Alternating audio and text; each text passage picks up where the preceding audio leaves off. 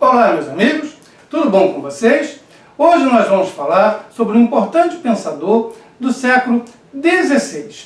Refiro-me a Tycho Brahe.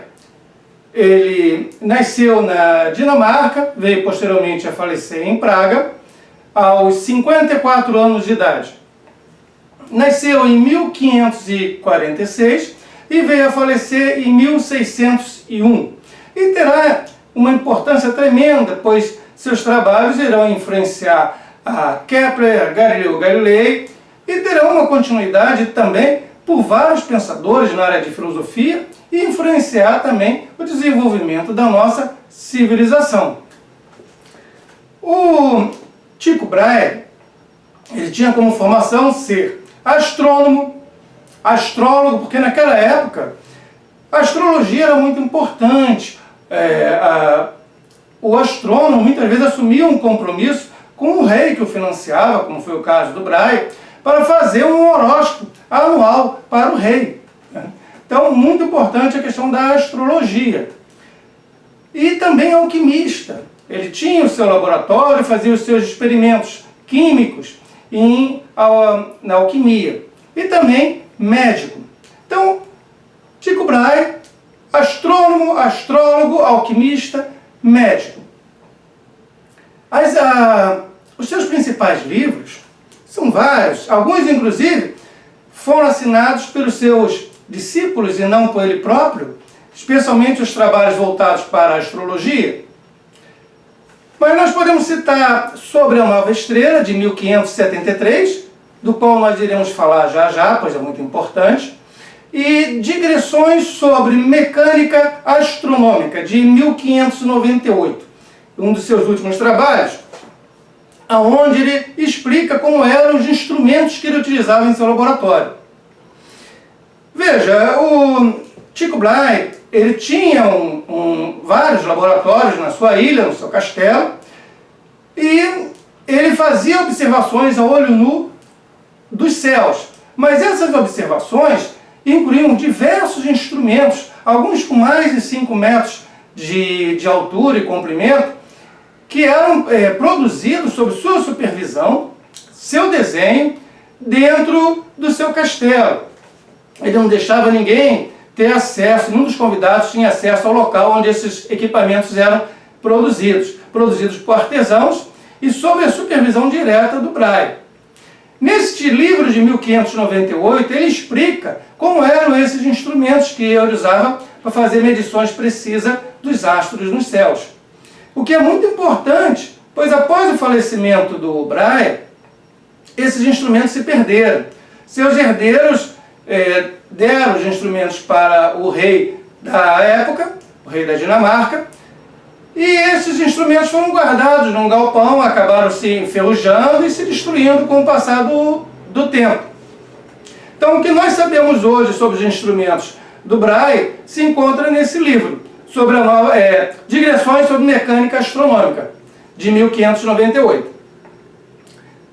Veja, quando eu falei no primeiro livro, Sobre a Nova Estrela, de 1573, esse livro tornou famoso. E foi a partir desse livro que o rei da Dinamarca, que era muito amigo do tio, que foi quem inclusive criou o Brahe, diga-se de passagem, o tio também, um nobre, ele salvou a vida do rei, o rei Frederico II, que tinha caído de uma ponte no rio, estava se afogando, o tio do Brahe mergulhou, salvou o rei, e como consequência acabou pegando depois uma pneumonia, e o tio do Brahe veio a falecer. Mas o rei ficou com sentimentos de gratidão para com essa família, de modo que quando o Brahe fica famoso com o seu livro, o rei lhe dá uma ilha de presente, onde este há de construir, tudo financiado pelo dinheiro do rei, não? Um castelo e vários laboratórios para a observação dos céus. Também laboratórios na área de alquimia, coisa que ele gostava. Então, Frederico II é o responsável por o Brahe ter esse financiamento que lhe permitiu construir esse castelo e esses observatórios em uma ilha. E a partir desses observatórios, Ele apresentou várias contribuições importantes. Primeiro, nós já falamos dos instrumentos que ele construía ali. Esses instrumentos, muitas vezes de grandes proporções, eles permitiram medições precisas e medições sistemáticas, também medições permanentes, constantes, coisa que ninguém antes tinha feito. Quando havia algum fenômeno, vai ocorrer um fenômeno, está ocorrendo algum fenômeno nos céus, então as pessoas que gostavam de astronomia observavam o fenômeno. Só que o Brahe fez diferente. Durante 20 anos que ele ficou nesse castelo, houve uma permanente, uma constante observações dos céus, com tudo anotado, com precisão. Então ele sabia o que tinha ocorrido num intervalo de tempo longo, de cerca de 20 anos. Então, isso é muito importante na história da astronomia. Essas medições precisas e sistemáticas, constantes, permanentes, com os instrumentos de precisão que ele construía, por cerca de 20 anos. E, em cima disso, já tínhamos a teoria do Copérnico, na qual a Terra se moveria ao redor do Sol. Mas veja, se a Terra se movesse ao redor do Sol, durante um ano, 365 dias, eu estou aqui, tá? A Terra vai dar uma volta ao Sol. Uma volta que na época se acreditava era circular. Pois bem, a cada 6 meses, já que essa volta duraria um ano, a Terra estaria em um ponto extremo, em relação ao que ela estava 6 meses antes. O Sol no meio, a Terra 6 meses atrás, a Terra 6 meses depois. Isso deveria provocar a quem estivesse observando os céus um aparente movimento das estrelas, que é chamado de paralaxe. Veja, para você entender o que eu estou falando, se você pegar a sua mão esquerda e tampar um dos seus olhos, tá? Colocando o dedo na frente, tá? Olhando para o fundo, você vai ver algumas coisas atrás do seu dedo. Agora, sem mover o dedo da posição, se eu tirar minha mão daqui e colocar minha mão aqui, você tem a impressão que o dedo se moveu em relação às coisas no fundo. Tá? O seu dedo continua parado. Mas quando eu tampo um olho, tudo move. Na verdade, nada moveu, mas o ângulo mudou. Você olhava com um olho, agora você olha com o outro olho. Esse ângulo vai proporcionar essa paralaxe, que é o movimento aparente dos objetos. Quanto menor a distância, maior a paralaxe. Quanto maior a distância, menor este movimento aparente. Com as observações constantes dos céus empreendidas por Tycho Brahe, esse argumenta que não percebeu a paralaxe em relação às estrelas. Ou seja, as estrelas observadas no céu deveriam mudar de posição, se a Terra realmente desse um giro ao redor do Sol. Se isto ocorresse e não pudesse ser observado da Terra a olho nu, era porque a distância da Terra do Sol em relação às demais estrelas seria uma coisa absurdamente alta, seria uma distância muito grande. E o que de fato nós sabemos que hoje que a distância para com as estrelas é medida em anos-luz. Mas para o Tycho Brahe, à época, isso serviu como argumento contra o movimento da Terra. Por quê? Porque, veja bem, ele não observava a paralaxe, que deveria ocorrer caso a Terra se movesse. E se a Terra se movesse e, mesmo movendo, ele não pudesse observar a paralaxe, significaria que as estrelas estariam a uma distância tão grande da Terra que seria uma coisa por ele considerada absurda, tá? Que não seria possível tal absurdidade dessa distância. Então ele é contra o movimento da Terra, apoiando, nesse caso, a teoria de Ptolomeu Aristóteles. Vou explicar isso já, quando explicar as 3 teorias. Por enquanto, vamos guardar essa observação. Além dessa observação precisa dos céus, é preciso que a gente entenda que a época de Aristóteles, século IV a.C., E depois Ptolomeu concorda com isso. Veja bem, o Aristóteles divide o nosso universo em dois mundos. O mundo sublunar, ou seja, o que está abaixo da Lua. O que está abaixo da Lua, que é as nuvens, os céus, os pássaros que estão voando, as árvores, os animais, os rios, nós, seres humanos, tudo que está abaixo da Lua seria formado o mundo sublunar. Nesse mundo sublunar, você tem nascimento, morte, modificação, há o que se chama de corrupção. Não no sentido que se hoje fala dos políticos de receber dinheiro, não. É um mundo corrupto, corruptível, porque ele se autodestrói, tá? Ele está em constante modificação. Já acima da Lua, nós teríamos o mundo supralunar. Esse mundo supralunar não seria corruptível, ou seja, não sofreria modificação alguma, não sofre movimento. Ele é constante, permanente, imutável, perfeito. Veja, o Tycho Brahe vai dar dois golpes mortais nessa teoria. Primeiro, assim, antes, tá? Nesse mundo supralunar, nós teríamos, além das estrelas no firmamento, tá? Nós teríamos os 5 planetas conhecidos à época, que eram os planetas que podiam ser observados a olho nu. Mercúrio, Vênus, Marte, Júpiter e Saturno. Pois bem, em 1572 ocorre de surgir uma nova estrela nos céus. Na verdade, hoje nós sabemos que era uma supernova. E o Tycho Brahe observa essa nova estrela, daí aquele livro, lembra que eu falei sobre a nova estrela de 1573? Então, é onde ele fala dos relatos sobre essa nova estrela. Ora, se no mundo supralunar eu tenho a perfeição e a imutabilidade, seria incorruptível, não poderia haver mudança, não poderia surgir uma estrela nova. Quando ele comprova que surgiu uma estrela nova nesse mundo supralunar, ele dá um golpe mortal na teoria de Aristóteles e Ptolomeu, ou seja, o mundo acima da Lua não é uma coisa imutável.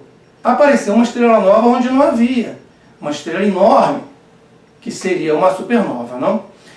E em 1577, a partir de outra observação dele, ele identifica um cometa e faz cálculos precisos. E chega à conclusão que esse cometa ele não estava no mundo sublunar, porque antes dele se acreditava que os cometas passavam abaixo da Lua, estariam no mundo sublunar, porque é um mundo mutável. As coisas se modificam, você tem movimento. Mas não, o cometa estava acima da Lua. Claro, todos os cometas vão estar acima da Lua, nós sabemos isso hoje, mas na época não. E pela observação desse cometa, ele chega também a uma segunda conclusão. Veja, os 5 planetas, o Mercúrio, Vênus, Marte, Júpiter e Saturno, eles estariam como que incrustados, presos a esferas. Como é que...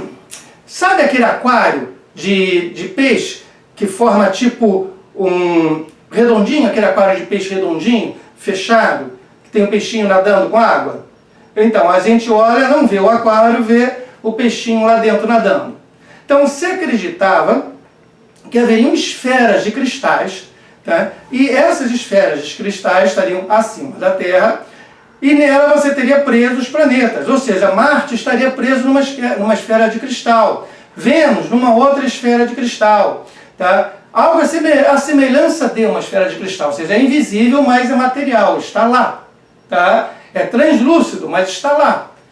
E o Tycho Brahe comprovou que o cometa estaria no seu movimento no mundo supralunar, passando por onde deveria estar essas esferas. Ou seja, não existem as tais esferas cristalinas. Porque se houvesse, o cometa não poderia se movimentar, ele seria barrado, que nem o peixinho não pode sair do aquário porque ele é barrado pelo vidro. Entendeu? Então, foi outro golpe a teoria de Aristóteles e Ptolomeu. Então, nós temos o golpe da nova estrela, que não deveria haver mudança acima da Lua. Nós temos o golpe do cometa, que ainda traz um golpe as esferas, porque ele prova a inexistência dessas esferas cristalinas. Temos, em relação a tudo isso, as minuciosas observações dos céus, que vão permitir mais tarde, após a morte prematura do Tycho Brahe, que Kepler desenvolva vários cálculos e venha chegar à conclusão que o movimento dos planetas não é circular, que o movimento é uma elipse. Tá? Então esse movimento de elipse que o Kepler há de defender é baseado nas observações do Brahe. Então, dito isso, vamos explicar um pouco agora os sistemas, os 3 sistemas dos quais nós havíamos falando. O primeiro, Ptolomeu e Aristóteles, é o sistema geocêntrico. O que é isto? Para Ptolomeu e Aristóteles, o planeta Terra está imóvel, está no centro do universo. Veja, ele é esférico. Nos 3 sistemas, é considerado que o planeta é esférico, da mesma forma que o Sol, que a Lua, que os demais planetas.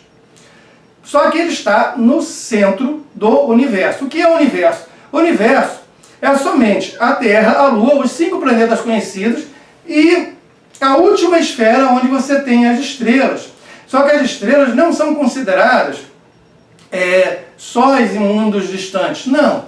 Tá? É como se houvesse na última esfera fogo por trás dela e a gente estivesse vendo pelos buraquinhos as estrelas brilhando ali. Depois dessa última esfera, será que você poderia ter espaço para você colocar o paraíso dentro da abordagem religiosa, etc. Não? Mas vamos lá. O que nós temos na teoria de Ptolomeu e Aristóteles é que a Terra está no centro do universo parada, imóvel. Em volta dela gira não somente a Lua, mas os 5 planetas conhecidos e o Sol. O Sol gira ao redor da Terra. E havia cálculos precisos que permitiam você saber aonde estaria o planeta Marte ou o planeta Vênus em determinada época do ano. Mesmo havendo um movimento circular. Porque haviam vários outros cálculos e outros círculos propostos para equilibrar o erro de que o movimento, na verdade, não é circular, é um movimento em formato de uma elipse. Então, estava errado desde a base. Mas haviam vários cálculos que corrigiam esse erro e proporcionavam que você tivesse, por meio de cálculos, uma boa localização dos fenômenos astronômicos, da posição dos planetas e outros fenômenos. Pois bem, o Copérnico há de propor que o centro do universo, mais uma vez, o universo para o Copérnico também são só os 5 planetas, o firmamento, tá? A Lua e a Terra. Que o centro do universo é o Sol, que a Terra gira ao redor do Sol e os 5 planetas conhecidos giram também ao redor do Sol. Só a Lua que giraria ao redor da Terra. Então seria o sistema heliocêntrico. O Tycho Brahe, ele ajuda a derrubar o sistema de Ptolomeu, especialmente, como eu já falei, com o seu livro sobre a nova estrela, com o estudo sobre o cometa, destruindo a possibilidade de haver esferas cristalinas. Então há uma forte crítica a esse sistema de Ptolomeu. Beleza.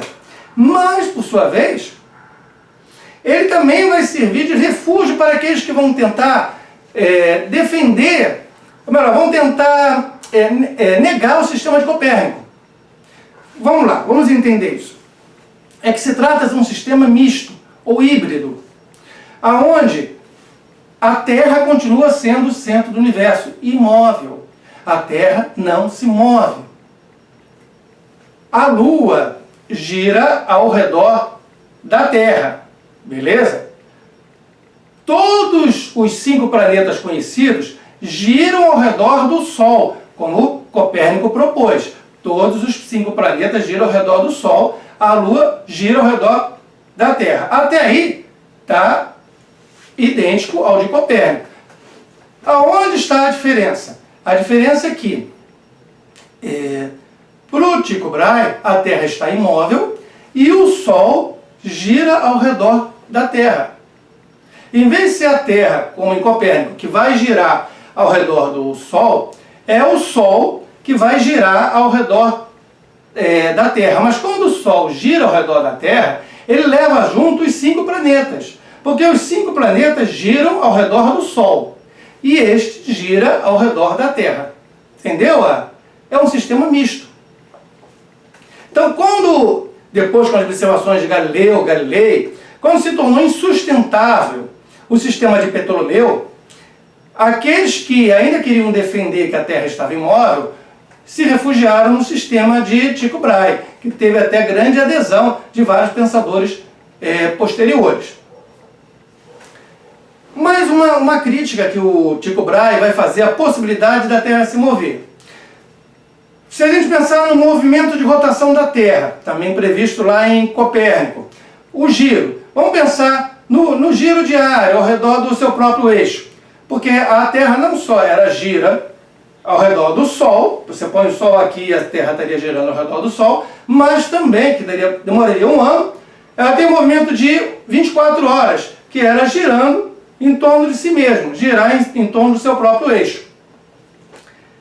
Então veja, esse movimento, tá, que também não é aceito pelo Tycho Brahe, tá? Se a Terra estivesse girando, esse movimento ele se dá? Nós hoje sabemos do oeste para o leste, ou seja, é um movimento anti-horário. Ora, o argumento do Tycho Brahe é o seguinte: se a Terra estivesse se movendo dentro do seu próprio eixo, e eu subo uma montanha e disparo um canhão, se eu disparar a bala do canhão para o oeste, e depois disparar no mesmo canhão uma bala para o leste, a distância percorrida para o oeste ou para o leste há de ser diferente. Porque num sentido estaria indo contra o movimento da Terra e no outro estaria indo a favor do movimento da Terra.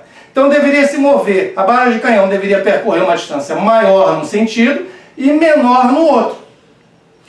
Só depois, com Galilei, é que a gente vai falar em movimento aparente, movimento relativo, e vamos falar em sistema, que está tudo dentro de um sistema, então tudo se move junto, como se estivesse dentro de um navio. Mas na época de Tycho Brahe, ainda não temos Galileu, ainda não temos essa discussão de um movimento relativo ou de um sistema, como se estivesse dentro de um navio e as coisas estão em movimento, mas você não sente o movimento. Não, não há isso. Então é um argumento forte contra o movimento da Terra, o disparo da bala de canhão, tanto para o oeste, tanto para o leste. E ela não percorreria, portanto, a mesma distância. Ok? Temos também algumas curiosidades interessantes que vocês vão encontrar por aí, se continuarem lendo, estudando ou buscando informações sobre Tycho Brahe, que eu vou aproveitar e já esclarecer algumas. Só que eu não vejo nada demais nelas, apesar que alguns as vendem como coisas bizarras, mas não chega a este nível. Veja, o Tycho Brahe é de uma família nobre. Ele é um nobre do século XVI na Dinamarca. E nós temos de ver o contexto do que é nobreza no século XVI na Dinamarca. Então veja, uma dessas curiosidades é que ele, quando tinha somente 2 anos de idade, foi raptado, foi sequestrado pelo seu tio paterno. O seu tio levou a criança. E depois os pais, talvez até reconhecendo que o tio era poderoso, tinha dinheiro, ia poder dar uma boa educação e ter bons recursos para proporcionar ao filho, deixaram, consentiram. Mas inicialmente foi um rapto, foi um sequestro, e quem criou o Tycho Brahe foi esse tio paterno. Na época, no século XVI, na Dinamarca, não era costume, não era habitual que o nobre, uma questão de status, eu sou nobre, tenho o status de ser nobre, então não é normal eu estudar, me dedicar aos estudos, isso não é uma tarefa para um nobre. Publicar um livro como o Tycho Brahe fez, não, de jeito nenhum. Não era culturalmente aceitável que um nobre escrevesse e publicasse. Não. O que um nobre deveria fazer então? O nobre deveria se preparar para a guerra. E o nobre deveria participar da caça. Então era a guerra e a caça. É isso que um nobre faz. E daí também, dentro da realidade de um nobre, quando o Tycho Brahe era aluno de um colégio, uma questão de matemática, discordância em relação ao posicionamento de um professor ou outro, dele com outro aluno, tá? Para resolver essa questão de matemática, eles propuseram um duelo. E foram duelar. E nesse duelo, tá, o Brahe acabou perdendo, não só o duelo, mas o nariz. Tá? Ele perdeu o nariz, teve de passar o resto da vida usando uma prótese, tá, para o nariz que ele não tinha. Inclusive, há relatos de que essa prótese, esse nariz artificial, era de ouro e prata. Mas, quando exumaram o seu corpo, não encontraram nariz, na verdade não encontraram nariz algum quando exumaram o seu corpo. Mas, no túmulo, apesar de não haver nariz, o osso que fica atrás, aqui atrás de onde seria o nariz, estava amareirado. E a prata e o ouro não provocaria essa reação química. Então se acredita que o nariz deveria ser de cobre ou latão, para proporcionar que ficasse amareirado o osso atrás de onde estaria o nariz. Provavelmente, ele tinha dois narizes. Ele tinha um nariz para ocasiões festivas, botava o nariz de ouro e prata para ir para as festas. E quando dia a dia, por ser mais pesado, o ouro e prata é mais pesado do que latão, do que cobre. Então no dia a dia ele botava o nariz mais leve para respirar só e curtir o dia. No castelo que eu já falei, que foi dado para ele, ele construiu o castelo que ele bem quis. Tá? O rei Frederico II lhe deu uma ilha e lhe deu os recursos financeiros. Então nesse castelo ele trabalhou por 20 anos observando os céus. Agora, ele tinha no castelo, como se fosse um bobo da corte, um anãozinho. Tá? E alguns acham isso bizarro, mas era comum na época você ter esse personagem do bobo da corte. Que no caso, nesse caso em particular, era um anão. E o animal de estimação, veja, eu tenho um cachorrinho, eu tenho um gatinho, ele tinha um alce. É questão de gosto. Tá? O alce vivia dentro do castelo. Tá? Era o animal de estimação dele. E muitas vezes ele pegava da bebida lá, estava bebendo sua bebida alcoólica e dava para o alce. Então o alce de vez em quando ficava bêbado de tomar bebida alcoólica. Conta-se que uma vez ele até caiu lá de uma escada porque foi perna de alce para tudo quanto é lado, já que o alce estava mais do que bêbado, não? E acrescentar uma coisa, o Brahe bebia bastante, tá? Claro. Mas não é correto dizer que ele era um bêbado, de jeito nenhum. Se fosse, não seria possível as observações que ele fez, os estudos que ele fez. Não, é que era normal naquela época. Então até hoje, você não vê as pessoas jovens são formadas em N coisas diferentes, ou estão na faculdade e vão para essas festas e bebem a noite toda até cair? Então, por um nobre do século XVI, era normal você dar uma festa, um festão, e comer muito e beber muito também. Mas durante a festa. Então, era normal isso. E o seu corpo, tá? Ele foi exumado 2 vezes. A primeira em 1901 e a segunda no ano de 2010. Na primeira exumação, em 1901, encontraram nos seus restos mortais, mais especificamente na sua barba e no seu cabelo, resíduos de mercúrio. Olha, o mercúrio é uma substância tóxica. Significa que em determinadas quantidades, pode te levar à morte, pode ser um veneno. Então se acreditou no decorrer de todo o século XX, se você pegar algum texto escrito no decorrer do século XX, você vai ver a proposta de que ele foi assassinado. Teve até um casal que escreveu um livro dizendo que ele foi assassinado. E aí quem é o possível assassino? Entra cá a investigação policial. Quem tem interesse? Tá? Seria quem? Aí vão buscar o rei, os amigos, ou algum cientista, alguém, claro, você vai escolher um assassino dentre as pessoas conhecidas, famosas da época. Então tem várias teorias sobre quem teria assassinado ele. Beleza, tá? Aí chega no ano 2010, a tecnologia evoluiu, você tem mais recursos técnicos, fizeram uma segunda exumação nos restos mortais. E realmente constatou-se a presença do mercúrio que já tinha sido constatado em 1901, inclusive nos mesmos restos analisados, de cabelo e barba. Mas em quantidades mínimas, que não seria possível matar um adulto, envenenar e levar à morte um adulto. Então, como se explica? A primeira teoria dele ter sido envenenado e dele ter sido assassinado caiu, tá? Não funciona mais. É uma teoria que perdeu a validade a partir da segunda exumação do seu corpo em 2010. Então, como explicar os resíduos de mercúrio? Eram pequenos, mas estavam lá. Veja, primeiramente ele era alquimista. Ele tinha um laboratório no seu castelo. Trabalhou por décadas como alquimista. E os alquimistas usavam mercúrio.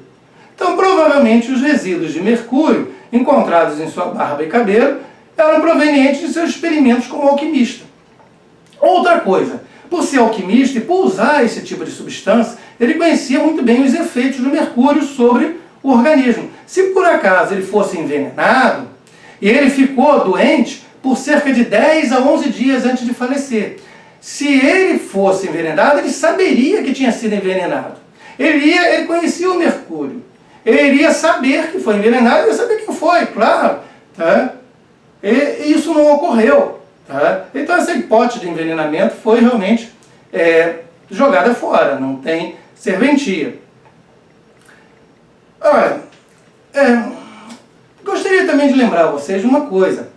Todo o vídeo que nós fazemos, inclusive esse aqui, se você for nos meus blogs, você vai encontrar um texto, material de apoio, com dados, nomes e o que a gente conversa aqui, mais bem elaborado para ajudar. Tem um pessoal que gosta mais de ler, tá? Então, nos blogs tem sempre material de apoio, não só para esse, mas para outros vídeos também, tá? E toda semana, toda quarta-feira, meio-dia, está saindo um vídeo novo. Você acompanha, se de repente até é interessante você se inscrever no canal para receber o aviso. Mas toda quarta-feira, vídeo novo. Tá? E se você estiver gostando, você deixa o seu comentário e aproveita para dizer qual filósofo, qual pensador que você gostaria que a gente tratasse aqui. Beleza? Então, olha, o Tycho Brahe, ele tem uma importância muito, muito grande, realmente, na filosofia. E não somente na filosofia, nos pensadores que irão seguir a ele, mas também na astronomia, na história da astronomia e até para a história da nossa civilização. Veja, essa discussão se o geocentrismo, o heliocentrismo, ou se é um sistema misto, isso foi muito importante à época e afetou também a questão da religião, afetou o pensamento de vários filósofos que discutiram as relações e interações sociais. Então, há uma importância muito grande. Você vai encontrar, por exemplo, um Giordano Bruno sendo mais tarde queimado vivo numa fogueira em Roma por defender o quê? O heliocentrismo de Copérnico. Então, teve a presença forte não só da Igreja Católica, mas da Igreja Protestante em relação a esta questão. Então, tem um papel, uma importância fundamental dentro da história da nossa civilização e importantíssimo para compreender o desenvolvimento da filosofia subsequente. Muito obrigado aí pela presença, tá? E até mais!